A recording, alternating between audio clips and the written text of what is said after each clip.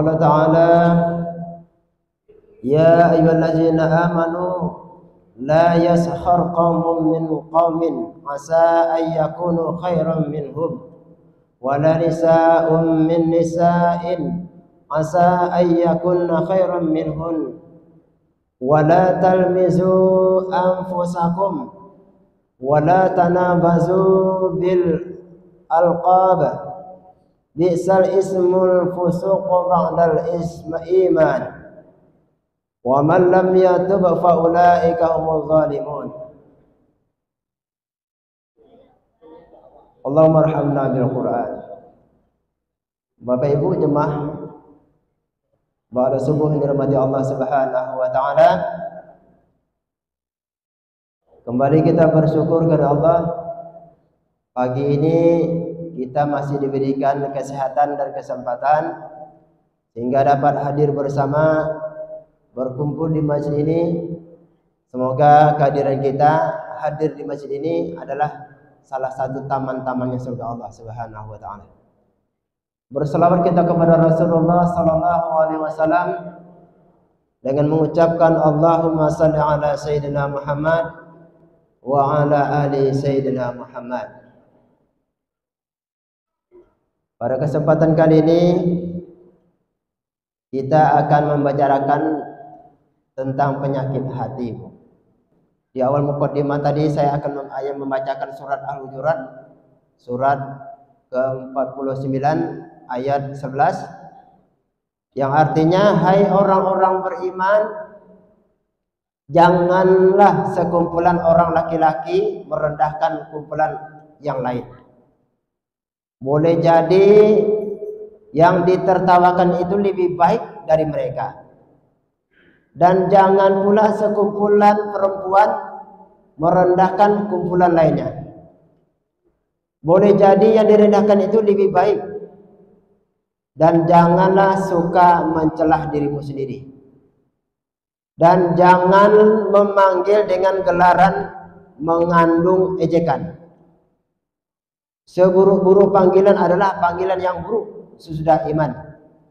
Dan barang siapa yang tidak bertobat, maka mereka itulah orang-orang yang zalim.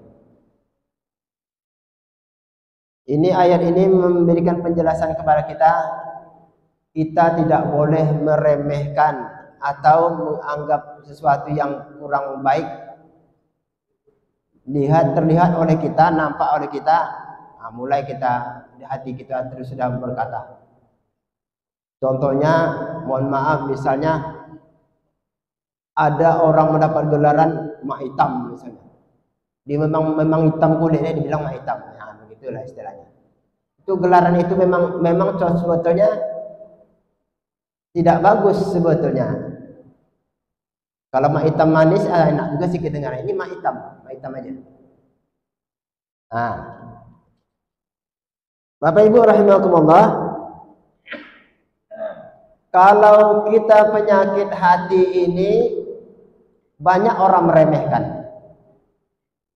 Ibu ya, kalau kita penyakit jasmani kita itu bukan main kita sibuknya. Contohnya kalau penyakit hati, hasad, dengki, ghibah, adu domba dan sebagainya.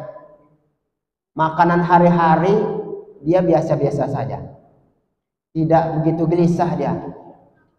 Kalau rohaninya sudah stadium 4, dia enggak begitu pusing, enggak mau berobat kemana-mana.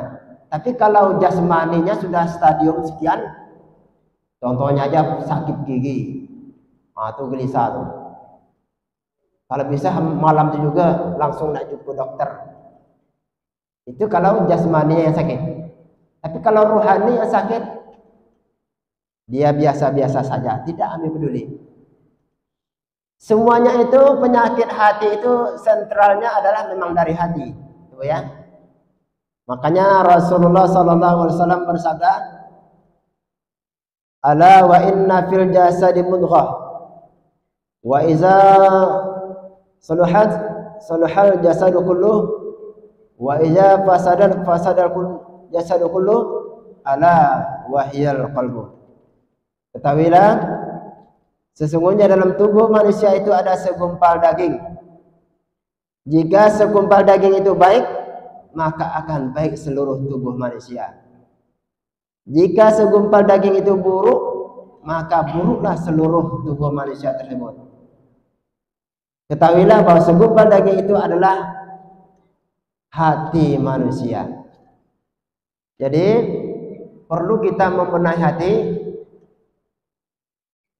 membatasi kita untuk tidak lepas begitu saja sakit hati kita. Ramadan inilah salah satunya obatnya untuk menjaga hati kita. Banyak penyakit yang kita jumpai, penyakit jasmani itu, contohnya stres, ya, penyakit gula, stroke, misalnya, dan lain sebagainya, ya. Cuma hal-hal seperti ini kita harus cepat mengatasi. Lain kalau penyakit yang berkaitan dengan hati, kurang respon nampaknya. Ada beberapa penyakit yang kita ambil dari namanya nama penyakit itu dari nama medis. Contohnya pertama penyakit TBC, Bu. Tahu Bu TBC, Bu? Bukan? Kalau TBC itu pasti macam sakit batuk-batuk, ya. Tapi saya ngambil TBC ini artinya terlalu banyak curiga.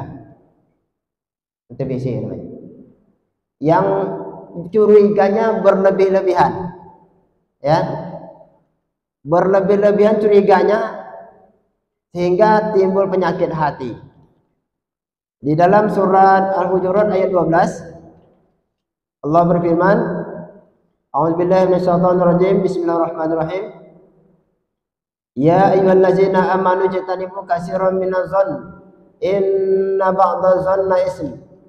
Wala tajassasu wala yaghtab ba'dukum ba'dha. Ayuhibbu ahadukum ayyakula lahma akhihi maitan fakarihtumuh wattaqullah innallaha tawwabur rahim. Hai orang-orang yang beriman, jauhilah kebanyakan berburuk sangka atau curiga. Karena sebagian dari buruk sangka itu dosa. Dan janganlah mencari-cari keburukan orang lain dan jangan menggunjingkan satu sama lain. Adakah seorang di antaramu yang suka memakan daging saudaramu yang sudah mati? Maka tentulah kamu merasa jijik kepadanya. Dan bertakwalah kepada Allah, sesungguhnya Allah Maha menerima taubat lagi Maha penyayang. Jadi penyakit pertama tadi adalah penyakit TBC, terlalu banyak curiga. Contoh misalnya, sama-sama satu lembaga kerja, dia lebih mapan hidupnya. Terus lagi istri minta tuntutan, masa abang kalah sama dia? Sama aja dia bang tuh, lah punya ini, lah punya awak. Tak apa-apa di rumah nih. Nah, begitulah curiga. Pandai lah bang, macam apa gayanya? Nah. Ini namanya curiga dia. Curiga kalau ada tetangganya naik istilahnya ekonominya, atau curiga tuh. Di mana dia dapat duit dia? Pada gaji koci. Curiga, Pak. Nah, itu udah curiga tuh. Kamu tahu gaji berapa gaji itu tuh. Tapi di mana dia dapat duitnya? Nah, itu curiga. Bisa jadi dia dapat warisan dari orang tuanya. Mana tahu kita kan? Yang kedua, penyakit yang kedua adalah flu. Nah, flu, Bu. Tahu penyakit flu? Nah, flu artinya fitnah melulu. Penyakit fitnah ini awalnya bermula dari sejarahnya Aisyah, ya. Aisyah pernah digosipkan berselingkuh dengan seorang sahabat yang bernama Safwan. Nah, ini awal mulanya hembus fitnah itu. Sehingga Rasul beberapa hari itu tidak menegurnya Aisyah, ya. Ini fitnah itu tak boleh, ya. Al fitnah itu asaddu minal qatl. Fitnah itu lebih kejam daripada pembunuhan. Hati-hati. Tengok dulu, jangan asal ngomong, ya. Jangan fitnah. Di dalam Al-Qur'an surat Al-Hujurat ayat 6, ya ayyuhallazina amanu in ja'akum fasiqun binaba'in fatabayyanu an tusibu qauman bijahalatin wa tusbihu ala ma fa'altum nadimin. Hai orang-orang beriman, jika datang kepadamu yang fasik membawa berita, suatu berita, maka periksalah dengan teliti, agar kamu tidak menimpakan sesuatu musibah pada suatu kaum tanpa mengetahui keadaan yang menyebabkan kamu menyesal atas perbuatanmu. Istilahnya sekarang ini menyebarkan hoax namanya, Bu. Berita yang tidak jelas. Apalagi kita melalui Facebook, WA dapat berita, wah langsung share. Tengok dulu, perhatikan dulu, betul apa tidak? Itu banyak tuh kalau hoax seperti itu. Diteliti dulu, diperhatikan kebenarannya. Itu penyakit yang kedua ya. Penyakit yang ketiga adalah penyakit AIDS. Ini penyakit AIDS bahaya lagi nih, Bu. Maksudnya di sini angin, iri, dengki dan sirik. Ini penyakitnya lengkapnya. Pertama iri, dengki, sirik. Sirik dengan usaha orang maju apa tidak? Orang mapan apa tidak? Orang usahanya bertambah-tambah, awak gitu-gitu aja. Itu sirik namanya itu. Carilah mbak dukun bagaimana supaya dia bangkrut. Bahaya tuh. Itu tidak boleh ya. Dalam surah An-Nisa dikatakan, wala tatamannau ma faddalallahu bihi ba'dakum 'ala ba'd. Lirijali nasibun mimma iktasabu wa linisa'i nasibun mimma iktasaban. Was'alullaha min fadli innallaha kana bikulli syai'in 'alima. Dan janganlah kamu iri hati apa yang dikaruniakan Allah kepada sebagian kamu yang lebih banyak dari kebahagiaan yang lain. Karena bagi orang yang laki-laki dan dari bagian dari apa yang mereka usahakan, dan bagi para wanita pun ada bagian apa yang mereka usahakan.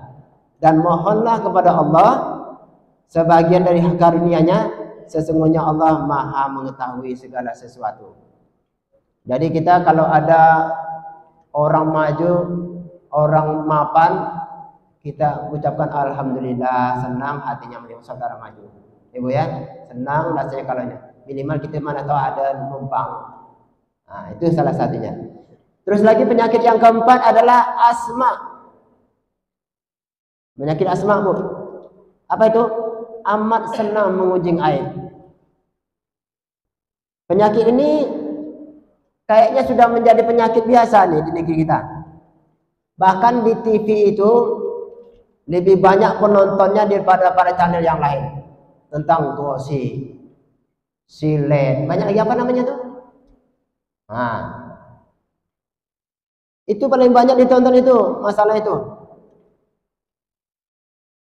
Itu juga termasuk riba.